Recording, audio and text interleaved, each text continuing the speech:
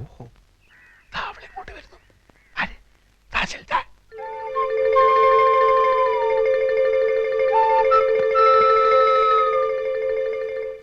ഞാൻ ഇങ്ങോട്ട് വന്നാൽ കുറച്ചുകൂടി സൗകര്യമാണല്ലോ എന്നെ ഹരാസ് ചെയ്യാൻ. ഒരേ ഡിപ്പാർട്ട്മെന്റിലായതുകൊണ്ട് മറ്റെവിടെയെങ്കിലും വെച്ച് വീണ്ടും കാണേണ്ടി വരും. അപ്പോ അവിടെ ഈ പക കാണിക്കാതിരുന്നാൽ ഉപകാരമായിരിക്കും. ഇപ്പൊ ഇവിടെ വെച്ച് എല്ലാ ദേഷ്യം തീർത്തോളൂ. പുലികൾക്കിഷ്ടം ഇരയെ ഓടിച്ചിട്ട് പിടിച്ച് ആക്രമിച്ച് തിന്നുന്നതാണ്. ഓ, ഇതാര്? ഉണ്ണി ആർച്ചയോ? ആർച്ചയുടെ നാവിന്നാണോ കീഴടങ്ങലിന്റെ ആ സ്വരം ഞാൻ കേട്ടത്? എന്തു പറ്റി ആർച്ചയെ ഊരിവാൾ ഇത്ര വട്ടം നുറയിലോട്ടിടാൻ? പിന്നെ എന്തുണ്ട് വിശേഷം? നേരാങ്ങള ആരോമൽ ചേകവർക്ക് സുഖമാണോ? ഭർത്താവ് കുഞ്ഞിരാമൻ ഇപ്പൊ എന്ത് ചെയ്യുന്നു? ഓ, ഞാൻ ഓർത്തില്ല. ആണിന്റെ തണൽ ഒതുങ്ങാത്ത ഉണ്ണി ആർച്ചയാണല്ലോ ഇത്. ഏതെങ്കിലും ഒരു ആണിനെ അനുസരിക്കാത്താണല്ലോ ഈ ആർച്ചയ്ക്ക് പറ്റിയ കുഴപ്പം. കൊച്ചേ, പാർലമെന്റിൽ സ്ത്രീകൾക്ക് 33 99% സംവരണം ഏർപ്പെടുത്തിയാലും ആണെപ്പോഴും ആണ് തന്നെ. അതോർത്തോളൂ. ഞങ്ങളോട് മതി. എന്ത് മതിയെന്ന്? വീട് തേടി വന്ന ഒരു സ്ത്രീയോട് ഇനിയും ഒറ്റ അടി വെച്ചെന്നാണ്ടല്ലോ എന്നെ പോലീസിൽ പിടിപ്പിക്കുകയും നിന്നെ ആഫീസിലിട്ട് പൂട്ടുകയും ചെയ്ത് ഇവളോട്. അതൊക്കെ കഴിഞ്ഞില്ലേ സാഗറെ? ഓ, കഴിഞ്ഞോ? ഞാനതറിഞ്ഞില്ല. രാമകൃഷ്ണ, നിന്റെ ഉള്ളിൽ ഒരു പെൺകോന്തൻ ഒളിഞ്ഞിരിപ്പുണ്ട്. എനിക്കത് മനസ്സിലാവും. പക്ഷെ സ്ത്രീ എന്റെ ആജന്മ ശത്രുവാണ്. ആ ശത്രുവിന്റെ മേൽ നിങ്ങൾ വിജയം നേടി കഴിഞ്ഞില്ലേ? എനിക്ക് വിജയിച്ച മാത്രം പോരാ, ശത്രുവിനെ കട്ടിച്ച് കേറി താണ്ടവ നൃത്തം ചെയ്യണം. എന്ത് വേണമെങ്കിലും ആകാം. പക്ഷെ ഉച്ചയ്ക്ക് മുമ്പ് ഞാൻ വീടൊഴിഞ്ഞു പോവും. എല്ലാം അതിനു മുമ്പായാ നന്ന്. ഇല്ല മാഡം, ഈ സാഗർ ഒരു പച്ച നിർത്തടാ. നീ എനിക്ക് സർട്ടിഫിക്കറ്റ് ആയിരുന്നോ? ഞാൻ പാവല്ല, ഞാൻ ഭയങ്കര വൃത്തിയായിട്ടവനാണ്. എല്ലാത്തിനും ഒരിക്കൽ കൂടി ഞാൻ ക്ഷമ ചോദിക്കുകയാണ്. അയ്യോ, അതൊന്നും സാരമില്ലെന്നേ. കാപ്പി കൂടി കഴിഞ്ഞില്ലെങ്കിൽ ഞാൻ ക്ഷണിക്കാം. നമുക്ക് സുഹൃത്തുക്കളായി പിരിയാം.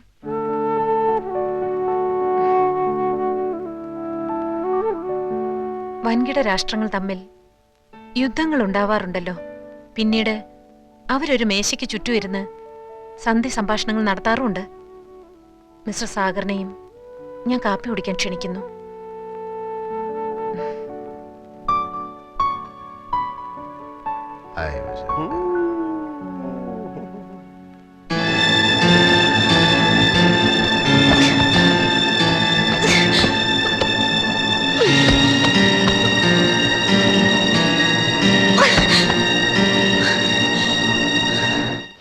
സാറേ, ദേ ആ സാറന്മാര്.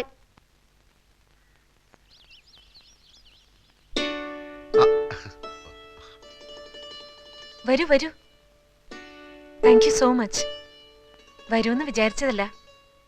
സമാധാനമായി. അകത്തോട്ടിരിക്കാം. ത്രേസ്യമ്മേ, ബ്രേക്ക്ഫാസ്റ്റ് റെഡിയല്ലേ? വരൂ,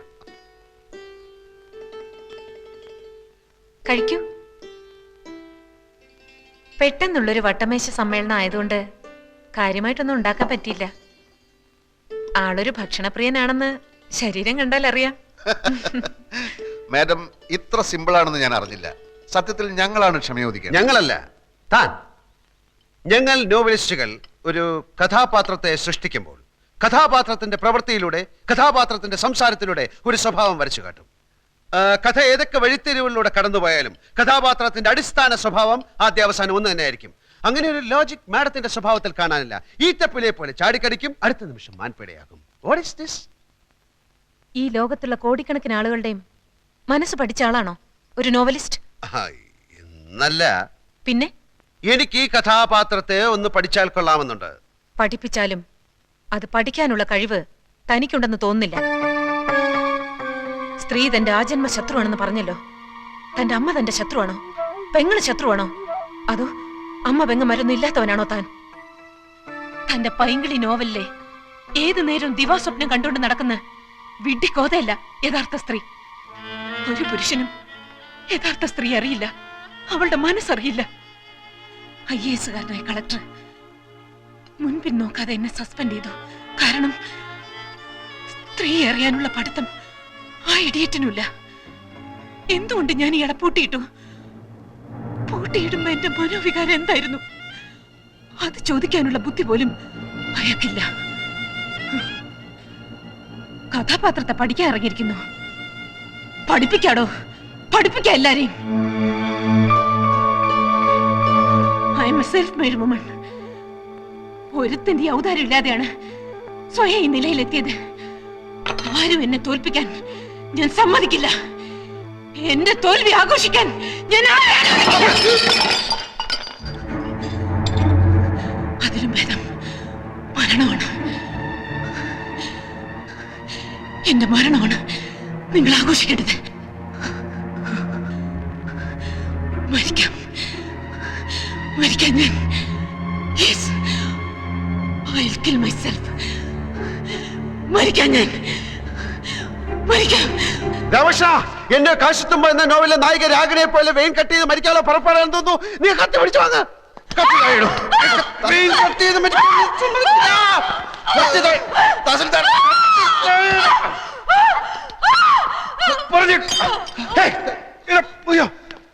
എന്റെ കർത്താവേ, തഹസിൽദാരെ ബലാത്സംഗം ചെയ്യുന്നേ. അവനത് ചെയ്യും. അവന്റെ എല്ലാ നോവലിലും ഉണ്ടല്ലോ 1-2 റേപ്പ്. ഈ എഴുത്തുകാരന്റെ ഉള്ളിലുള്ള ആഗ്രഹങ്ങളാണല്ലോ അവന്റെ രചനയിലൂടെ പുറത്തു വരുന്നത്. സാർ ഒന്ന് ചുമ്മാതിരിക്കുന്നുണ്ടോ? ഒരു തഹസിൽദാരെ വീട്ടിൽ കയറി റേപ്പ് ചെയ്യാനുള്ള ധൈര്യമൊന്നും കോട്ടപ്പുറത്തിനില്ല. അതില്ലാത്തതുകൊണ്ടാണല്ലോ മറ്റൊരുത്തിനെ കൂട്ടുപിടിച്ചിരിക്കുന്നത്. എനിക്ക് വിശ്വസിക്കാൻ മേല. പിന്നെ എന്ത് പാടോ? പത്രങ്ങളിൽ മുഴുവൻ വെണ്ടക്കയിൽ വാർത്ത കൊടുത്തിരിക്കുന്നത്. അതിന് പത്രം എന്റെ മുഖത്തോട്ടെറിയുന്ന എന്തിന്? സാറ് വാരികയുടെ ഉടമസ്ഥനും ഞാൻ അതിന്റെ എഡിറ്ററുമാണ്. അല്ലാതെ സാറ് ജന്മിയും ഞാൻ കുടിയാനൊന്നുമല്ല. അത് ഓർമ്മ വേണം. എന്റെ വിഷമം താൻ മനസ്സിലാക്കാത്ത എന്താ? ഈ കിഴങ്ങന്റെ നോവല് വരാൻ തുടങ്ങിയ പിന്നെ നമ്മുടെ വാരിക ഒന്ന് പച്ച പിടിക്കാൻ തുടങ്ങിയത്. ഇവൻ വല്ല കേസിലും പെട്ട അകത്തായ സാഗർ കോട്ടപ്പത്തിന്റെ നോവൽ ഇതാ വരുന്നു എന്നും പറഞ്ഞ് അനൗൺസ് ചെയ്തിട്ട് ആഴ്ച 3 ജയിലിനകത്തിരുന്നു എഴുതാമല്ലോ. താൻ എന്നെ ഭ്രാന്ത് പിടിപ്പിക്കരുത്. ഇത് കേസ് റേപ്പാ. പോലീസുകാർ കൈയും കാലും തല്ലി ഒടിച്ചാ പിന്നെ ശരീരത്തിന്റെ ഏത് ഭാഗം വെച്ചാ എഴുതുന്നേ? പല്ലു വെച്ചോ, അതോ മൂക്ക് വെച്ചോ, അതോ മറ്റേതെങ്കിലും വെച്ചോ? വണ്ടി നിർത്തളൂ. സർ, മഞ്ചാടി വരിയുടെ മുതലാളി എഡിറ്റർ വന്നിട്ടുണ്ട്. ഓഹോ, വരാം. Yes sir. ഭരണകക്ഷിക്ക് പാദസേവ ചെയ്യാനൊന്നുമല്ലടോ ഞാൻ പത്രം നടത്തണേ. ഞാനിപ്പോ പോലീസ് സ്റ്റേഷനിൽ നിന്നാ. ലോക്കപ്പിലൊന്നും അല്ലടോ. സാർ ഇരിക്കണം. ഞാൻ മഞ്ചാടിയുടെ ഒരു സ്ഥിരം വായനക്കാരനാ. ആണോ? ഞാൻ മാമച്ച മുതലാളി. ഇതെന്താണ് സാർ സംഭവിച്ചത്? സാഗർ കോട്ടപ്പുറം ലോക്കപ്പിലാണോ? ആളിനെ ഇപ്പോ സർക്കിൾ ഓഫീസിലേക്ക് കൊണ്ടുപോയിരിക്കാം. എന്തിനെ? ഇന്ററോഗേഷൻ. എന്താ പറഞ്ഞേ? ചോദ്യം ചെയ്യൽ. നമുക്ക് അയാളെ എത്രയും പെട്ടെന്ന് ജാമ്യത്തിനെടുക്കണല്ലോ. ഇനി കോടതിയിൽ നിന്ന് ജാമ്യം കിട്ടൂ. സാറിന് കാപ്പിയോ ചായയോ അത് തണുത്ത വല്ലതും?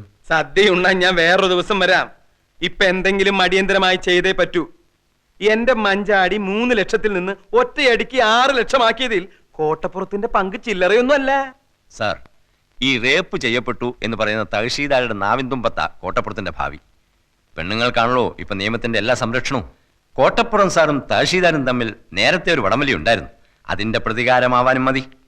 എന്തായാലും സാർ ഈ തഹസീൽദാരെ ഒന്ന് കണ്ട് ഒരു അമിക്കബിൾ സെറ്റിൽമെന്റ് ശ്രമിക്കുന്നതാ ബുദ്ധി. എന്റെ അനുവാദം ഇല്ലാതെ എന്റെ വീട്ടിൽ കയറിയവനൊക്കെ അതിന്റെ ഫലം അനുഭവിച്ചിട്ടുണ്ട്. ബഹുമാനപ്പെട്ട തഹസിൽദാർ, ഇതൊരു ജീവൻ മരണ പോരാട്ടമാണ്. ഉടൻ വരുന്നു. സാഗർ കോട്ടപ്പുറത്തിന്റെ പുതിയ നോവൽ എന്ന് പരസ്യം ചെയ്തിട്ട് ആഴ്ച 3 കഴിഞ്ഞു. ഞാൻ മാപ്പ് പറയാം, കാല് പിടിക്കാം. കോട്ടപ്പുറത്തിന്റെ പേരിലുള്ള കേസ് പിൻവലിക്കണം. ദയവ് ചെയ്ത് അയാളെ കഥ എഴുതാൻ അനുവദിക്കൂ. ഇനി ഒരിക്കലും അയാൾ കഥ എഴുതരുത്. മലയാള സാഹിത്യത്തിൽ മഞ്ചാടി എന്ന വാരികയ്ക്കും സാഗർ കോട്ടപ്പുറം എന്ന നോവലിസ്റ്റിനും ചവറ്റുകൊട്ടയിലാണ് സ്ഥാനം. 6 ലക്ഷമാണ് ഞങ്ങളുടെ സർക്കുലേഷൻ. അതിൽ കൂടുതൽ സർക്കുലേഷനുള്ള ചവറുകൾ വേറെയുണ്ട്. യഥാർത്ഥത്തിൽ കോട്ടപ്പുറം നിങ്ങൾ റേപ്പ് ചെയ്തോ? Get out. I said get out.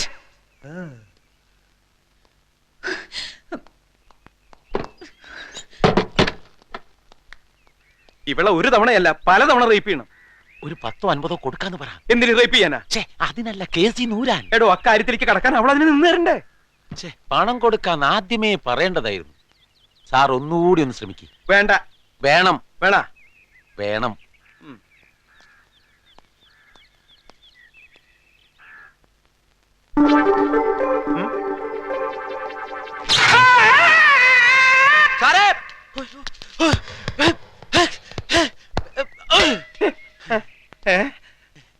Power cut സമയത്ത് വരാം.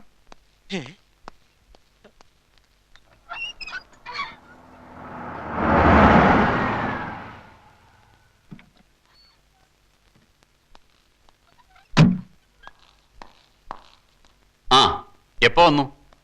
കുറച്ചു നേരായി. എന്തായി സാർ കാര്യങ്ങൾ? വിചാരിച്ച പോലെ തന്നെ. പ്രതികളെ 2 ആഴ്ചത്തേക്ക് റിമാൻഡ് ചെയ്തു. Very good. അത് കഴിഞ്ഞ് അവരും സ്ട്രോങ് ആയിട്ട് തന്നെ നീങ്ങുന്നത്. അഡ്വക്കേറ്റ് സുകുമാരൻ നായരാ വക്കാലത്തെടുത്തിരിക്കുന്നത്. പ്രിയയോട് ഞാൻ ഒരിക്കൽ കൂടി ചോദിക്കുകയാണ്, വേണോ? നമുക്കിത് കോംപ്രമൈസ് ആക്കുന്നതല്ലേ നല്ലത്? No sir. This is not a silly case Priya. പ്രത്യേകിച്ചും പ്രതികളുടെ സോഷ്യൽ സ്റ്റാറ്റസ് കൂടി കണക്കിലെടുക്കുമ്പോൾ പത്രങ്ങൾ ഇത്തരം കേസുകൾ കൈകാര്യം ചെയ്യുന്ന രീതി അറിയാമല്ലോ. അവരെ മാത്രമല്ല, പ്രിയയും ബാധിക്കും അത്. എന്നെ പറ്റി എന്തെഴുതിയാലും പറഞ്ഞാലും എനിക്കിപ്പോ അതൊരു പ്രശ്നമല്ല. I am already prepare to face the consequences. Okay, leave it. പ്രതികൾ പ്രിയയുടെ വീട്ടിൽ വന്നതും ദേഹത്ത് തൊട്ടതുമൊക്കെ പ്രൂവ് ചെയ്യാൻ എളുപ്പമാണ്. പ്രിയയുടെ മൊഴി മാത്രം മതി അതിന്. അങ്ങനെ വന്നാൽ 511 റേപ്പ് അറ്റംപ്റ്റ്, 7 വർഷം വരെ റിഗറസ് ഇംപ്രിസൺമെന്റാ. ഈ കേസിൽ പരിഗണിക്കില്ലെങ്കിലും ചെറിയൊരു വീഴ്ച നമ്മുടെ ഭാഗത്തുമില്ലേ? ഐ മീൻ, പ്രിയ ക്ഷണിച്ചിട്ടാണ് അവർ പ്രിയയുടെ വീട്ടിൽ വന്നത്. So what? അതല്ല, എന്തിനു വേണ്ടിയാണ് ഊതിപ്പെരുപ്പിച്ച് ഇങ്ങനൊരു കേസ് ഫ്രെയിം ചെയ്യുന്നത്? അങ്ങനെ ഒരു ചോദ്യം ചോദിക്കേണ്ടത് എന്റെ അഡ്വക്കേറ്റ് അല്ല. പ്രിയ എന്നെ വെറും ഒരു അഡ്വക്കേറ്റ് ആയിട്ടാണോ കാണുന്നത്? ഈ കേസിൽ അങ്ങനെ കാണാനാണ് എനിക്കിഷ്ടം. അവറ്റകൾ എന്നെ എന്തുമാത്രം ഹരാസ് ചെയ്തെന്ന് സാറിനറിയില്ല. ഇനിയൊരു തോൽവി എനിക്ക് വയ്യ. സാർ അവർക്ക് മാക്സിമം ശിക്ഷ വാങ്ങിച്ചു കൊടുക്കാൻ എന്റെ കൂടെ നിൽക്കില്ലേ? ഇല്ലെന്ന് ഞാൻ പറഞ്ഞില്ലല്ലോ. അത് മതി. ദാ കാപ്പി കുടിക്കും. വേണ്ട സാർ. ആ, എന്റെ സസ്പെൻഷൻ കഴിഞ്ഞു. നാളെ വീണ്ടും ജോയിൻ ചെയ്യും. ഗുഡ്. ഞാൻ വിളിക്കാം. ഇനി നമ്മൾ എന്താ ചെയ്യേണ്ടത്? തൽക്കാലം ഒന്നുമില്ല. ബെയിൽ പെറ്റീഷന്റെ ആർഗ്യുമെന്റ് കഴിയട്ടെ. ഓക്കെ സാർ, വരട്ടെ. ശരി.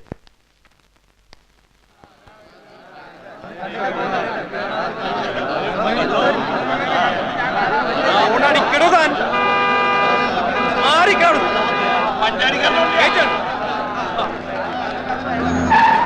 ഇതെന്തത്ര ജനത്തിരക്ക് വക്കീലേ? തഹസിൽദാർ ബലാത്സംഗ കേസിലെ പ്രതികളെ കാണാനുള്ള തിരക്കാവൂ. കർത്താവേ, കോട്ടപ്പുറത്തിന് എല്ലാവരും കൂടി കൈകാര്യം ചെയ്യാവോ? ഏയ്, പോലീസുകാരുണ്ടാവല്ലോ കൂടെ.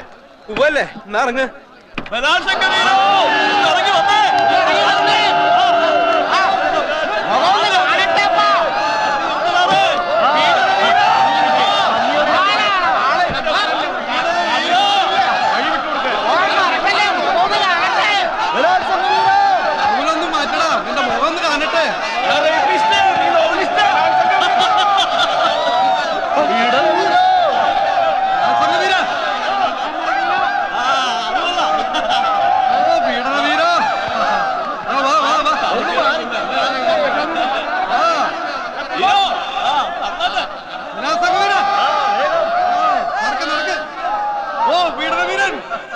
The accused 1 and 2 are released on bail. They are to report before the police on every Sunday until further orders. എന്തിനാണെന്ന് പറയേ. എത്രയും പെട്ടെന്ന് തലയ്ക്ക് പിടിക്കുന്ന ഏതെങ്കിലും ഒരു മദ്യം നോക്കിക്കോ, എടുത്താണോ? ഇതാ പൈങ്കിളി നോവലിസ്റ്റ് അല്ലേ? ഓ, നമ്മുടെ തഹസിൽദാരെ റേപ്പ് ചെയ്ത.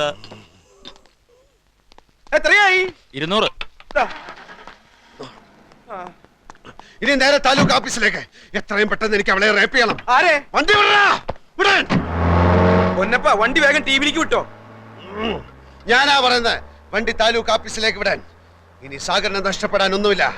കള്ളക്കേസിൽ അഴിയെണ്ണുന്നതിനേക്കാൾ എത്രയോ ഭേദമാണ് അനേകം ദൃക്സാക്ഷികളുടെ മുന്നിൽ വെച്ച് യഥാർത്ഥത്തിൽ റേപ്പ് ചെയ്തിട്ട് പൊട്ടിച്ചിരിച്ചുകൊണ്ട് കൊലക്കയർ കഴുത്തിലിടുന്നത്. സാഗറെ, താനൊന്ന് അടങ്ങ്. തനിക്കൊന്നും നഷ്ടപ്പെടാനില്ലായിരിക്കാം, പക്ഷെ അനേക ലക്ഷം വായനക്കാരുടെ സ്ഥിതി അതല്ല. എന്റെ സ്ഥിതി അതല്ല. തന്റെ നോവൽ അച്ചടിച്ചു വിടുന്ന വാരിക മുതലാളിമാരുടെ സ്ഥിതി അതല്ല.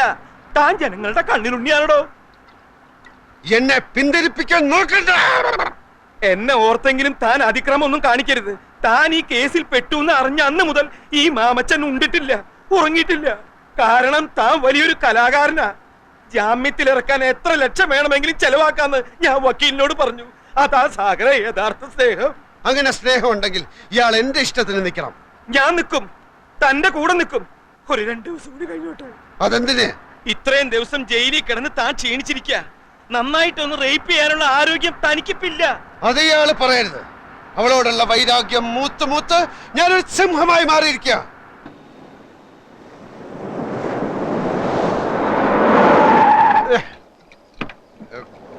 ഇതെവിടാ സ്ഥലം? ഇത് ടിബിയാ. അപ്പൊ താലൂക്ക് ഓഫീസ്? ഒന്ന് ഇറങ്ങ് സാഗറെ. എന്നോട് ആജ്ഞാപിക്കുന്നത് അപേക്ഷിക്കും. ആ, അപേക്ഷിക്കണു. ഒന്ന് ഇറങ്ങ്. താലൂക്ക് ഓഫീസിൽ പോണം. താലൂക്ക് ഓഫീസിൽ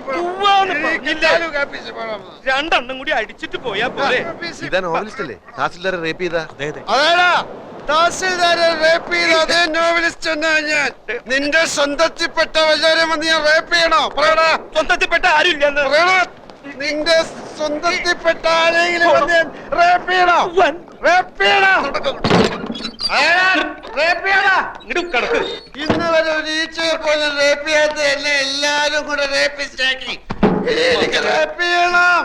Rape ചെയ്യണം.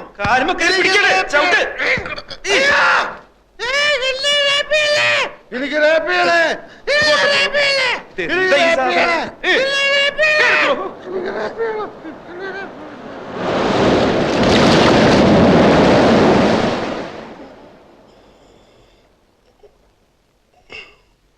നമസ്കാരം. ഇതെവിടാ സ്ഥലം? നമ്മളിപ്പോ ടിവിയില് VIP മുറിയില. ഇത് സാക്ഷി, മറുനാട്, മലയാളക്കര, വാരികയുടെ ആളുകളല്ലേ? എന്താ എല്ലാരും കൂടെ? മരുപ്പച്ച തേടിയുടെ 9ാം അധ്യായം ചാക്യാർകൂത്തിന്റെ ക്ലൈമാക്സ് നാളെ കമ്പോസ് ചെയ്തില്ലെങ്കിൽ കമ്പോസ്റ്റ് ചെയ്തില്ലെങ്കിൽ അധ്യായം മുടങ്ങും. പാതി വഴിക്കും നോവൽ അവസാനിക്കും. അവസാനിക്കട്ടെ. സാഗർ കോട്ടപ്പുറം എന്ന നോവലിസ്റ്റ് മരിച്ചു പോയതിനാൽ നോവൽ നിർത്തുന്നു പരസ്യം ചെയ്തോളൂ. അതേടോ, സാഗർ കോട്ടപ്പുറം എന്ന നോവലിസ്റ്റ് മരിച്ചു. ഇപ്പൊ ഈ നിൽക്കുന്ന അയാളുടെ പ്രേതമാണ് ഇവിടുത്തെ തഹസിൽദാരുടെ രക്തം കുടിക്കാൻ വന്ന പ്രേതം. ഇറങ്ങണയല്ലേ പറയുന്നത്? ഇറങ്ങണയല്ല.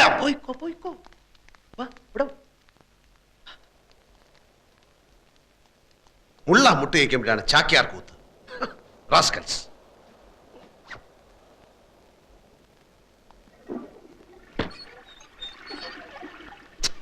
ഇയാളെന്താ പോവാത്ത? അവന്മാരെ ഇറക്കി വിട്ടത് നന്നായി. കേരളത്തിന്റെ പ്രിയപ്പെട്ട നോവലിസ്റ്റ് അകത്തായപ്പോ അയാളെ ജാമ്യത്തിലെടുക്കാൻ ഒരുത്തനും വന്നില്ല. നന്ദിയില്ലാത്ത വർഗം. ഞാൻ ഒരുത്തിനോട് അപേക്ഷിച്ചിട്ടില്ല എന്നെ ജാമ്യത്തിൽ ഇറക്കാൻ. അപേക്ഷിക്കാതെ വരുന്നവനാണ് യഥാർത്ഥ സ്നേഹിതൻ. അല്ല, കൂട്ടത്തിൽ ഏറ്റവും കൂടുതൽ കള്ള കണ്ണുള്ളവനാണ് താൻ. കത്തുന്ന പുരയിൽ ഈർക്കിൽ വലിച്ചൊരുന്നവൻ. ഞാനെന്ന മനുഷ്യനെ താൻ കാണുന്നില്ല. തനിക്ക് വേണ്ടത് നോവലിസ്റ്റിനെയാണ്. തന്റെ തൊലിഞ്ഞ വാരികയിൽ നോവൽ എഴുതാമെന്ന് ഏറ്റ വിറ്റയായ നോവലിസ്റ്റിനെ എനിക്ക് മനസ്സിലുണ്ടോ എഴുതാൻ? ഉടനെ വേണമെന്നില്ല കോട്ടപ്പുറം.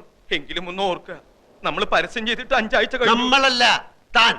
താൻ ഇനി ഇവിടെ തന്റെ കണ്ണി അടിച്ചു പൊട്ടിക്കും. എന്റെ കർത്താവ്, എന്റെ മഞ്ചാടിയുടെ ഭാവി. എനിക്ക് പൊതിരെ തല്ല് കിട്ടി. എവിടുന്നാ? കല്ലേറ് കൊള്ളാത്ത ഒരവയവവും ഇപ്പൊ ഈ ശരീരത്തിലില്ല. താൻ പിന്നെയും അവളോട് മാപ്പ് പറയാൻ പോയോ? ഇല്ല, വാടക വീട്ടിൽ ചെന്ന് നമ്മുടെ സാധനങ്ങൾ എടുക്കാമെന്ന് വെച്ച് പോയതാ. ഇരുട്ടായിരുന്നിട്ടും ഏതോ ഒരു തെണ്ടി എന്നെ കണ്ടുപിടിച്ചു. ആളുകൾ കൂടി എടാ ബലാത്സംഗ വീര എന്നും പറഞ്ഞുകൊണ്ട് കല്ലേറ് ഇടിയും തുടങ്ങി. ഞാൻ എങ്ങനെ അവിടുന്ന് ജീവനോടെ രക്ഷപ്പെട്ടെന്ന് ഇപ്പോഴും പിടിയില്ല. ഇത് സഹിക്കാവുന്നതിന് അപ്പുറമായിരിക്കുന്നു. ഈ ധൂമകേതു കാരണം, ഈ യക്ഷി കാരണം.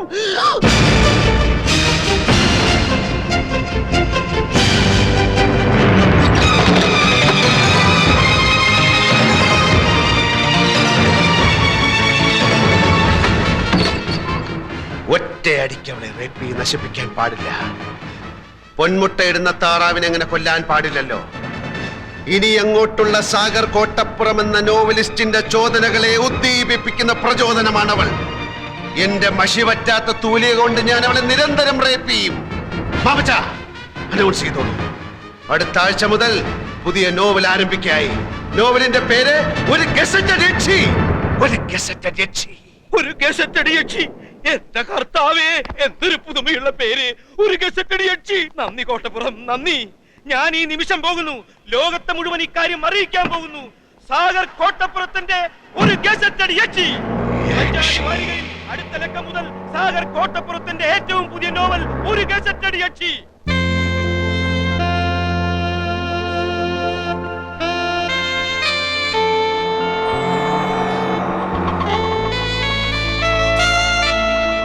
ടൗണിൽ മുഴുവനും പോസ്റ്റർ ഒട്ടിച്ചു കഴിഞ്ഞു. സാഗർ കോട്ടപ്പുറം എഴുതുന്ന സർവീസ് സ്റ്റോറി ഗസറ്റഡ് രക്ഷി. ആ തഹസിൽദാർ പൂതനയുടെ അതേ മുഖമാണ് പോസ്റ്ററിൽ. താലൂക്ക് ഓഫീസിന്റെ ചുവരിലൊട്ടിച്ച പോസ്റ്ററിന്റെ മുമ്പിൽ അവളുടെ ജീപ്പ് വന്ന് നിൽക്കുന്നതും പോസ്റ്റർ കണ്ടവൾ നടുങ്ങുന്നതും ഞാൻ നേരിട്ട് കണ്ടു. എന്താണ് അവളുടെ അടുത്ത നീക്കമെന്നറിയാൻ ഞാൻ കാത്തുനിന്നു. 5 മിനിറ്റ് കഴിഞ്ഞില്ല. പ്യൂൺ വെളിയിൽ വരുന്നു, പോസ്റ്റർ വലിച്ചു കീറുന്നു. ഞാൻ നേരെ മാമച്ചന് ഫോൺ ചെയ്തു. ഉച്ചക്ക് മുമ്പ് അതേ ചുമരിൽ പോസ്റ്റർ വീണ്ടും ഒട്ടിക്കുമെന്ന് മാമച്ചൻ എനിക്ക് വാക്ക് തന്നിരിക്കുക. Very good, very good. അവൾ തന്നെയാണ് ഗസറ്റഡ് യക്ഷി എന്ന് അവൾ അറിഞ്ഞല്ലോ. എന്നാലേ അവൾ നോവൽ വായിക്കൂ. വായിച്ചാലേ എഴുത്തുകാരന്റെ തൂലികയുടെ ശക്തി ആ ശൂർപ്പണഖ അറിയൂ. അതെ, അതിരിക്കട്ടെ, നമ്മുടെ കഥ എവിടം വരെയായി? താൻ ഞെട്ടരുത്. എന്താ? താനാണ് ഈ കഥയിലെ നായകൻ. ആണോ? അതെ, കാരണം ഇതിലെ നായകന് സൗന്ദര്യം ആവശ്യമില്ല. മത്തങ്ങ പോലുള്ളൊരു മുഖമാണ് വേണ്ടതെങ്കിൽ തനിക്കും നായകനാകാം. ഈ വിഷയം നമുക്ക് പിന്നീട് ചർച്ച ചെയ്യാം. അല്ലെങ്കിലും ഇതൊരു നായക പ്രാധാന്യമുള്ള കഥയാണ്. അടിമുടി അവളാണ്. അവളുടെ കൗടല്യങ്ങളുടെ കഥയാണ്. ആദ്യ ഭാഗം ഞാൻ വായിക്കാം. സാധാരണ പൈങ്കിളി നോവലിലെ പോലെ ആമുഖമോ വർണ്ണനകളോ ഇല്ല. അവളുടെ അന്തരാളത്തിലേക്ക് നേരിട്ട് കിടക്കുകയാണ് നോവലിസ്റ്റ്. ഇവൾ അനിത. പുതിയ തലമുറയിലെ പെൺകുട്ടികളുടെ ആസൂത്രണ മനോഭാവത്തിന്റെ കഥ ഇവളിൽ നിന്ന് തുടങ്ങുന്നു. ഇവളിൽ പ്രണയത്തിന്റെ ലോലഭാവങ്ങളില്ല. മനുഷ്യബന്ധം, ദയ, കാരുണ്യം തുടങ്ങിയ വികാരങ്ങൾ ഇവൾ കന്യം. നേട്ടങ്ങളിൽ മാത്രമാണ് നോട്ടം. കീഴടക്കല്ലാണ് ഇവളുടെ സംതൃപ്തി. സൗന്ദര്യമാണ് ഇവളുടെ വജ്രായുധം. ഒരേ സമയം പല കാമുകന്മാരുടെയും വിശ്വസ്തയായ കാമുകി. നഗരത്തിന്റെ ശാപമെന്നല്ല അതെന്തു പറയാൻ. ഇന്നവൾ ഇവിടെ മുനിസിപ്പൽ കമ്മീഷണർ.